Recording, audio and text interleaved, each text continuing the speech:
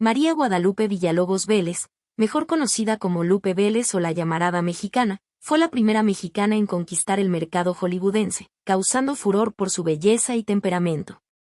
Nació el 18 de julio de 1908 en San Luis Potosí, México, en el seno de una familia acomodada. Era hija de un coronel de la Revolución y su madre era una cantante aficionada. Fue la mayor de 5 hermanos. Debido a su rebelde comportamiento, a los 13 años, sus padres decidieron enviarla al convento de Nuestra Señora del Lago en San Antonio, Texas, donde aprendió inglés, lo cual le abriría muchas puertas. Sin embargo, debido a las dificultades que trajo la incorporación de su padre a la Revolución Mexicana, el cual falleció en el conflicto, Lupe tuvo que dejar el convento y comenzó a trabajar para ayudar a su familia. La familia se trasladó a la Ciudad de México, donde la madre de Lupe la presentó, junto con su hermana Josefina, a la destacada vedette cómica María Conesa, quien les dio la oportunidad de interpretar un número en una de sus obras en el Teatro Principal. Ahí cantó y bailó, destacando por su cuerpo estilizado y frescura. Muy pronto se convirtió en la estrella principal. Para 1927, Lupe ya era una bailarina experimentada, había participado en algunas revistas en el Teatro Regis y Esperanza Iris, siendo pionera de espectáculos burlesque con atuendos atrevidos, llenos de piedras y plumas. En 1927, a los 19 años de edad, Lupe fue descubierta por un productor americano, quien al verla hablar inglés y con ganas de comerse al mundo, se la llevó a California.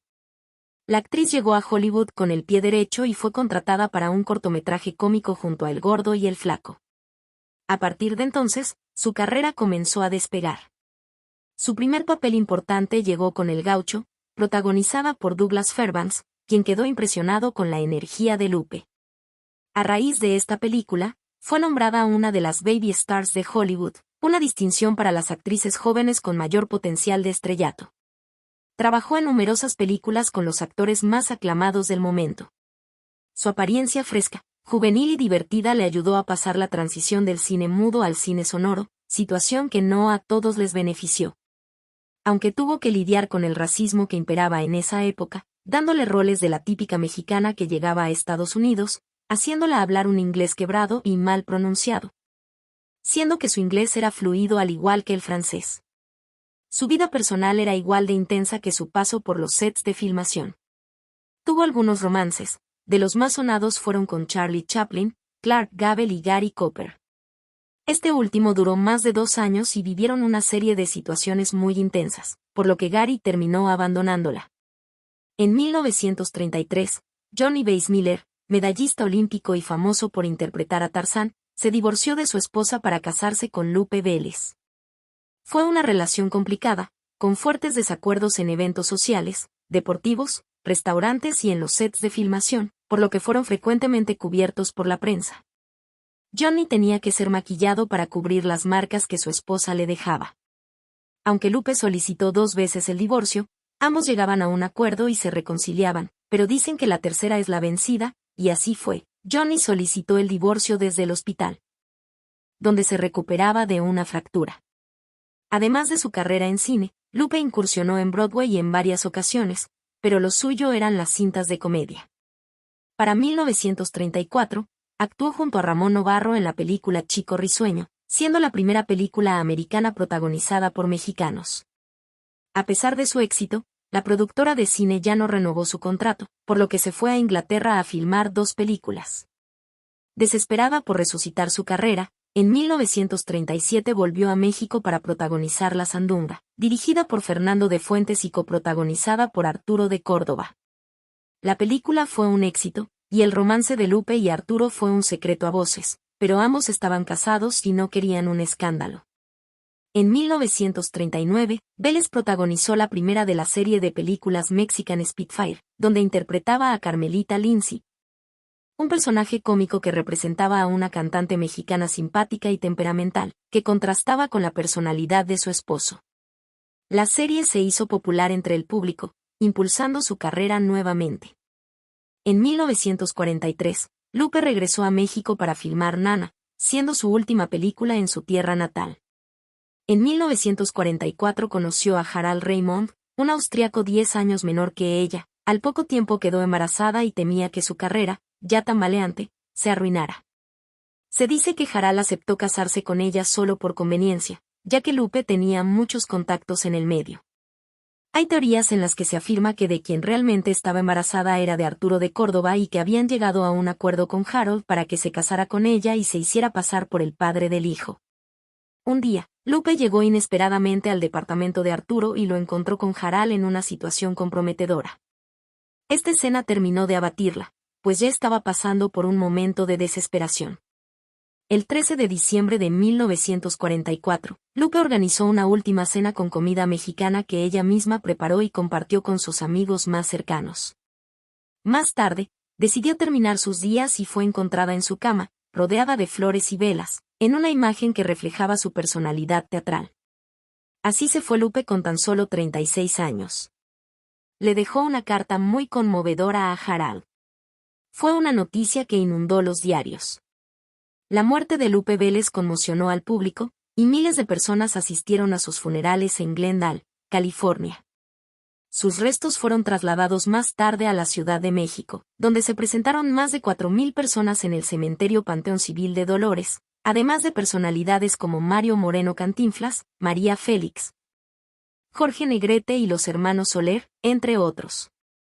Dejó una herencia de $125,000, lo equivalente a casi $3 millones actuales, la cual fue entregada a su familia. Su legado continúa a través de su estrella en el Paseo de la Fama de Hollywood y su recordada imagen como la Pantera Mexicana, una actriz única que desafió las convenciones y dejó una huella imborrable en el cine. Pedro Armendáriz, un hombre íntegro, elegante y de fuerte personalidad, conquistó al público con su talento, entrega y un magnetismo que proyectaba en escena. Nació como Pedro Gregorio Armendáriz Hastings en la Ciudad de México, el 9 de mayo de 1912, en plenas revueltas de la Revolución, en el barrio de Coyoacán, entonces muy alejado del centro capitalino. Sus padres fueron Pedro Armendáriz García Conde, de 52 años, un adinerado que vendía refacciones para los ferrocarriles, originario de Chihuahua, y Adela Hastings, quien había nacido en Texas, de madre mexicana y padre inglés. Al nacer en una familia de clase alta, nunca le faltó nada, fue un niño muy querido y protegido por sus padres. En 1919, la felicidad se completó con la llegada de su hermano Francisco. Debido a los conflictos armados, Pedro no pudo asistir a la escuela, por lo que su madre le enseñó lo básico en casa.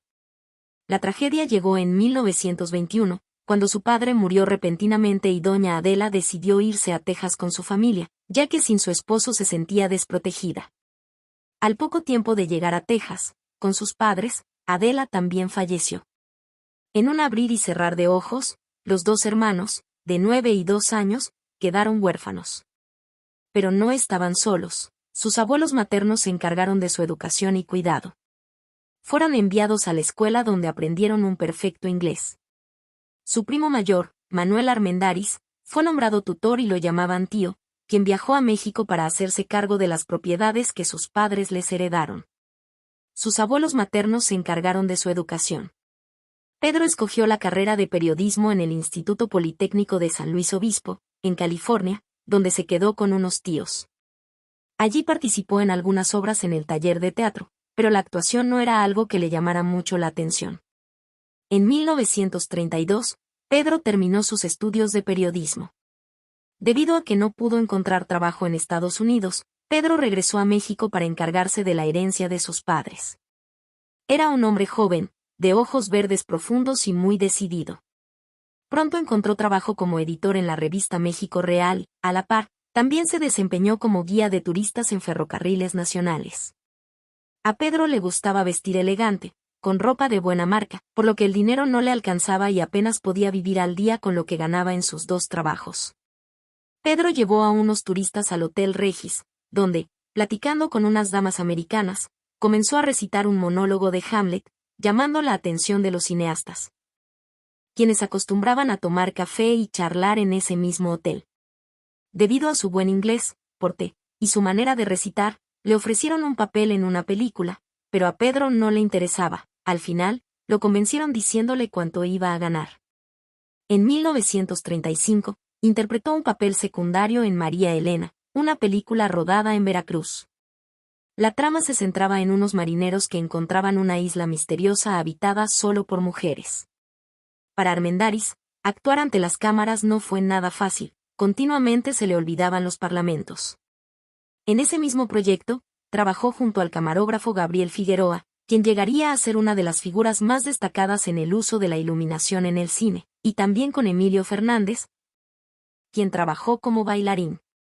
A Pedro le quisieron cambiar el nombre y el apellido por uno que llamara más la atención, pero el actor se negó rotundamente, e incluso se enfureció, por lo que así lo dejaron. Miguel Zacarías le ofreció el papel principal en la película Rosario, donde actuaría junto a la bella Gloria Morel. Aunque no muy convencido, aceptó por la falta de dinero. Entre ambos surgió un breve romance, que terminó abruptamente cuando la madre de Morel, al enterarse de que Armendáriz había pedido la mano de su hija, le dio unos buenos moquetazos. A pesar de este incidente, a Pedro Armendáriz le gustó trabajar como actor y empezó a aceptar todo tipo de papeles, y el público lo empezaba a reconocer. Entre llamado y llamado, Pedro también trabajaba en una estación de radio como locutor, donde aprendió a modular su voz y mejorar su dicción. Además, le permitían ausentarse por largas temporadas mientras filmaba alguna película. Pedro nunca rechazó ningún papel, para él, trabajo era trabajo, y no importaba si era un papel secundario o el protagonista, por lo que no tuvo problemas con eso. En 1937, fue contratado para la comedia ranchera Las Cuatro Milpas, año en el que filmó 5 películas más. En 1938, tras participar en varias producciones cinematográficas, Armendáriz filma El Indio, donde encarna por primera vez a un indígena, convirtiéndose en uno de sus personajes típicos en sus próximas películas, consolidándose como uno de los actores clave del cine mexicano. Cuando Pedro Armendáriz conoció a Carmelita Pardo, en el Cine Regis, durante el estreno de la película Jalisco Nunca Pierde, ambos se enamoraron de inmediato. Poco después, Pedro pidió la mano de Carmelita a su madre, quien se la negó rotundamente. Sin desanimarse, Pedro exclamó, «Entonces me la robaré». La pareja, con escasos recursos, viajó a la Ciudad de México, donde amigos cercanos les ayudaron a organizar la boda rápidamente. Finalmente, se casaron en la iglesia de Nuestra Señora de Guadalupe Reina de la Paz, ubicada en la calle Enrico Martínez. Los anillos fueron prestados, el ramo se armó con rosas de un jardín cercano y el vestido fue el de una prima de Pedro que se había casado un mes antes. Se casaron el 19 de junio de 1938 y a pesar de la sencillez y la urgencia, fue una unión sólida que duró hasta la muerte de Pedro. El trabajo estaba escaso y Pedro solamente ganaba 1,000 pesos por película. Por lo que en 1940 nació su primer hijo y por falta de trabajo en México Pedro aceptó participar en una obra de teatro en San Antonio, Texas. Por lo que regresó apurado para conocer al nuevo integrante de la familia. Su hijo Pedro Armendáriz Jr., quien seguiría los pasos de su padre, convirtiéndose en un famoso actor de cine y televisión. En 1942 Pedro filmó con su amigo, el director Emilio Fernández, La Isla de la Pasión. Ambas personalidades poseían un fuerte carácter y durante la filmación de la cinta surgieron algunas contradicciones entre ellos, ocasionando la ruptura de la amistad. Pedro sabía de la influencia de Emilio en el medio, por lo que se vio obligado a trabajar de nuevo en la radio al no conseguir más oportunidades cinematográficas. Después de un tiempo de descanso, la amistad recobró fuerzas, reuniéndose nuevamente Emilio y Pedro para conformar un equipo junto a Dolores del Río, que después de 15 años en Hollywood regresaba a México, y el fotógrafo Gabriel Figueroa. Juntos filmaron Flor Silvestre en 1942. Fue muy bien recibida por el público, siendo el primero de muchos éxitos en taquilla. Aunque batallando con el fuerte carácter de El Indio Fernández, el equipo logró sobrellevar las altas y bajas del director, filmando María Candelaria en 1943.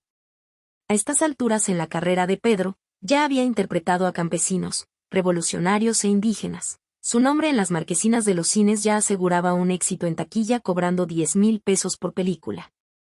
En 1944 protagonizó la cinta Las Abandonadas con Dolores del Río, en donde interpretó a un militar asociado a una banda, siendo censurada por el gobierno durante un año, ya que consideraba que un militar no debía reflejar esa mala imagen.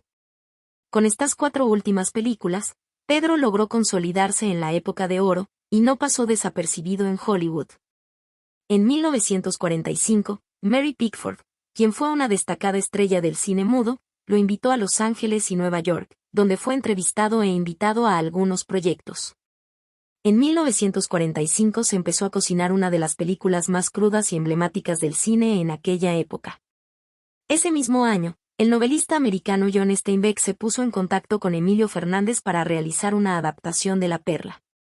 La cinta se tenía que grabar en inglés y español para abarcar más público, pero antes de iniciar las grabaciones, Pedro Armendáriz tuvo que iniciar un estricto régimen de alimentación y ejercicio para ponerse en forma. También contó con la actuación de María Elena Márquez, Charles Rohner y Fernando Wagner. En 1947 fue estrenada en cines, convirtiéndose en una de las mejores películas del cine mexicano, fue multipremiada.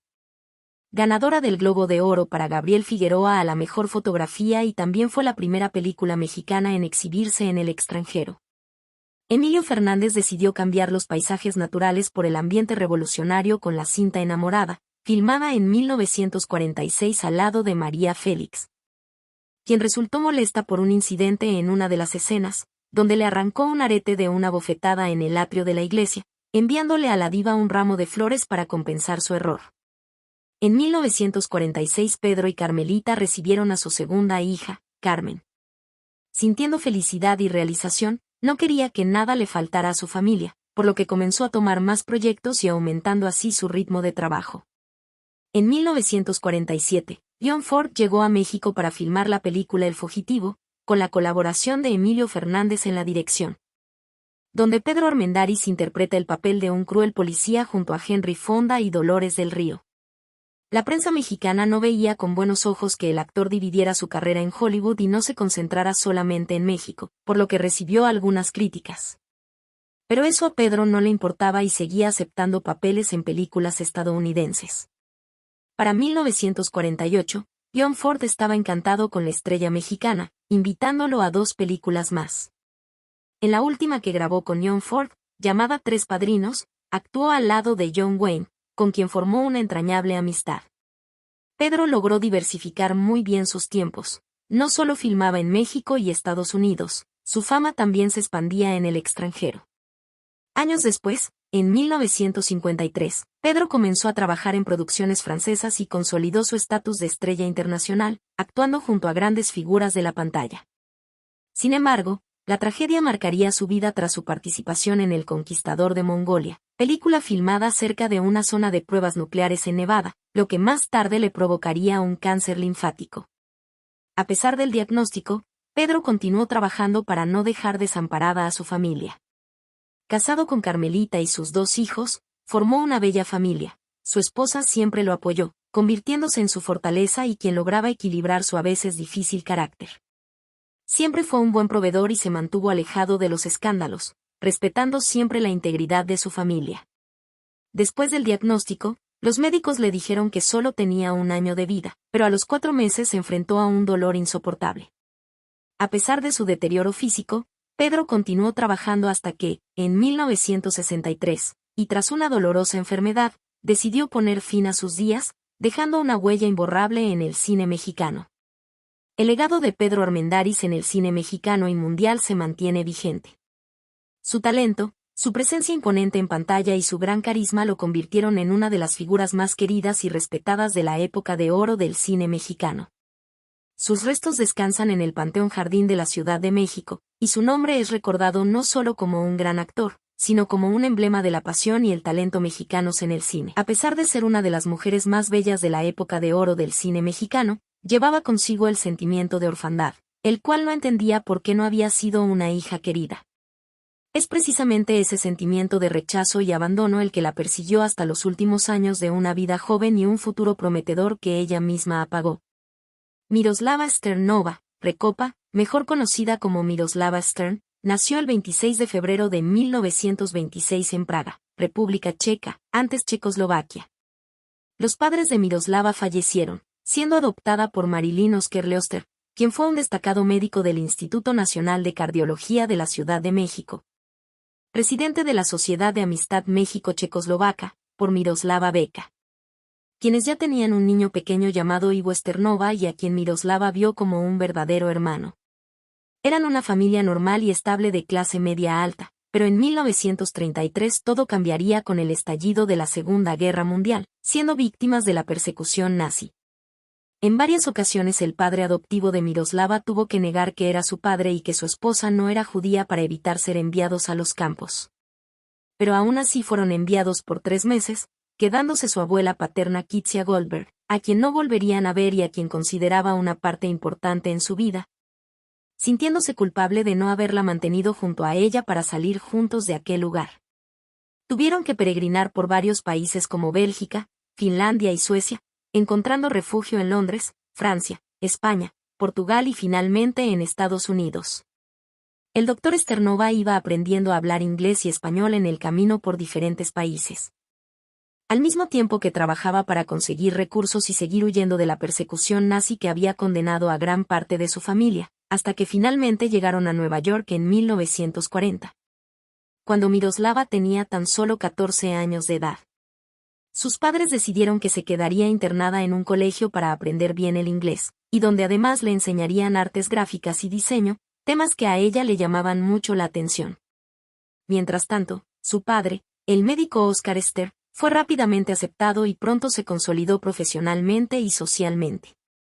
Se especializó en medicina interna y cardiología, y el hermano de la actriz, Ivo Sterbeca. Fue presidente de la Sociedad Nacional de Fabricantes de Medicamentos de México y de la Cámara Nacional de la Industria Farmacéutica de México. En Estados Unidos conoció a un militar del que se enamoró profundamente y quien fue enviado a campo de batalla, y tristemente murió. Miroslava se quedó deshecha. Es por este motivo que los padres deciden que ya no se quedará más tiempo en tierras extranjeras y deciden residir en México. Así es como llegan a la Ciudad de México en 1942, y en 1945 la madre de Miroslava fallecería de un cáncer, dejando a Miroslava triste y extrañando a su madre. Ingresa al colegio americano para estudiar decoración y diseño, lo cual ella acepta felizmente. Una vez concluidos sus estudios, Miroslava consigue trabajo en la industria cinematográfica como escenógrafa y diseñadora de imagen para las producciones del momento. Miroslava decide participar en un concurso de baile en el cual se elegiría una reina y apoyada por su padre ganó el concurso en el Country Club de la Ciudad de México. Como premio recibió una beca para estudiar actuación en California, Estados Unidos. Una vez terminados sus estudios, regresaría a México para continuar sus estudios de actuación en la Academia Sekizano, un director escenógrafo, director de teatro japonés, que creó una generación de actores y directores escénicos en México con su propio método. Esto le dio motivos y la disciplina necesaria a Miroslava. También participó en producciones de Fernando de Fuentes y de Figueroa, realizando pequeños papeles. En 1945 conoce a quien sería su marido, Jesús Jaime Gómez Obregón, un joven del Gestet mexicano, actor poco conocido en la industria teatral, más bien conocido por sus fiestas y vida nocturna. Finalmente, en mayo de 1945, tras un corto noviazgo, Miroslava se casa con Jesús Jaime Gómez Obregón, adoptado el Bambi, el 2 de febrero de 1946. Cuando Miroslava descubrió que el amante de su esposo era Ramón Gay, un joven actor que iniciaba su carrera en teatro y cine, al verse utilizada para guardar las apariencias y una vida de exceso, finalmente le pide el divorcio. Después de esta experiencia le provocó no volver a confiar, negándose a iniciar cualquier tipo de relación con futuros pretendientes y sumándose un evento más a su propenso aislamiento. Atrás estaban quedando las películas de corte revolucionario, y se comenzaban a filmar películas en la ciudad y melodramáticas. Aunque ya la época de oro del cine mexicano había comenzado en 1936, a mediados de los 40 tomó un mayor auge con temáticas y estilos más internacionales. Nuevos rostros se asomaban, como el de Miroslava, que en 1946 participa en el filme Bodas Trágicas al lado de Roberto Silva y Ernesto Alonso. A partir de esta actuación, Miroslava llama la atención de otros directores importantes como Miguel Delgado, quien en 1947 la invita a participar en la película A Volar Joven, con Mario Moreno Cantinflas, quien ya era un actor taquillero y de proyección en la industria cinematográfica. A pesar de estar casado con la rusa Valentina Ivanova y ser mayor que Miroslava por 15 años, esto no le impidió pretenderla, ya que era bien sabido que las extranjeras, principalmente europeas, eran de su preferencia. Es en esta película cuando Miroslava recibe una mayor proyección internacional, empezando a trabajar en Hollywood en 1948 con la película Aventuras de un Casanova. A la par trabajando también en México. A lo largo de su corta carrera, Miroslava Stern filmaría 30 películas al lado de importantes figuras. En cuanto a su vida privada, se dice que Miroslava encontró consuelo en Mario Moreno Cantinflas, quien la consentía, escuchaba y comprendía.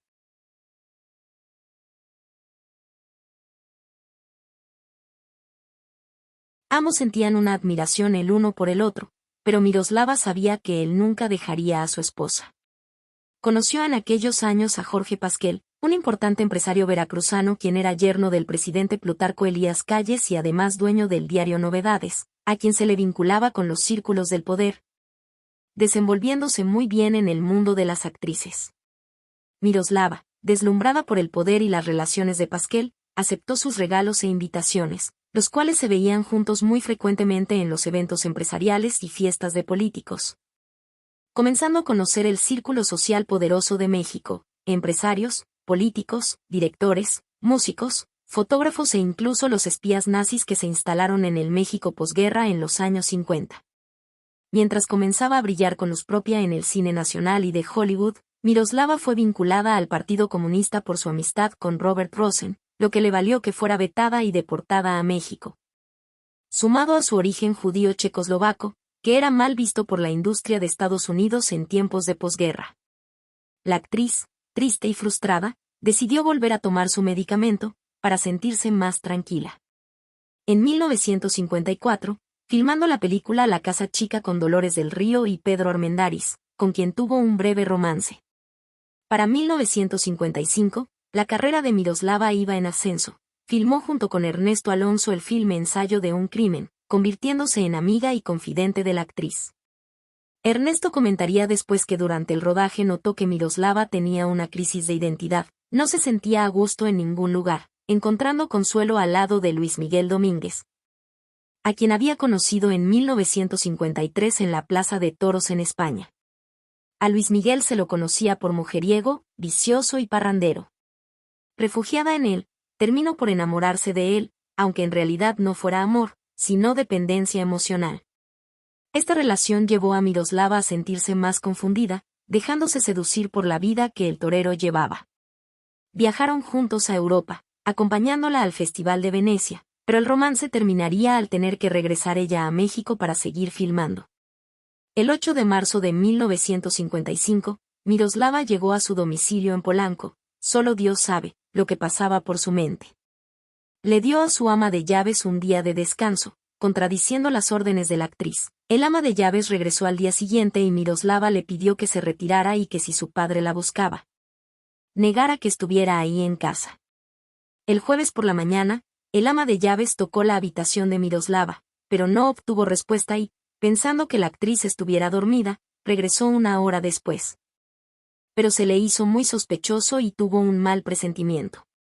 Apurada, trató de localizar a su padre, le habló también a Ninón Sevilla y Ernesto Alonso, quienes ella ubicaba como los más cercanos de la actriz. Se decidió que su cuerpo no pasaría por la autopsia y sería cremado, para ser sepultada en un mausoleo familiar del Panteón Francés de San Joaquín en la Ciudad de México. En aquella época se afirmó que en realidad falleció junto a Jorge Pasquel en un accidente aéreo y que sus restos fueron depositados en su casa. Fue por eso que se decidió la cremación. En la escena se encontraron, aparte de los frascos ingeridos, 3 cartas póstumas, en lengua checa, dirigidas a su padre, hermano y abogado, donde daba estrictas instrucciones de cómo distribuir sus bienes y el pago de deudas. En los años 70, Jacobo Zabludovsky afirmó que el verdadero amor desechado de la actriz checa era Mario Moreno Cantinflas. Años después, cuando Alejandro Pelayo y Vicente Leñero quisieron llevar al cine la obra de Guadalupe Loaesa, basada en la muerte de Miroslava, invitaron a Ernesto Alonso a interpretarse a sí mismo. El actor se negó, incluso de manera violenta, explicándoles que el único motivo por el cual Miroslava sufría desconsoladamente era la traición de Dominguín al casarse con la actriz italiana Lucia Bosé en Las Vegas, Nevada, apenas 4 meses después de haber pasado unas vacaciones recorriendo Europa. En 2014, Miroslava fue personificada por la actriz Anna Layevska en la película biográfica de Cantinflas. Hasta aquí la biografía de Miros, como la llamaban sus amigos, y que a sus 29 años de edad cerró sus ojos grandes y nostálgicos.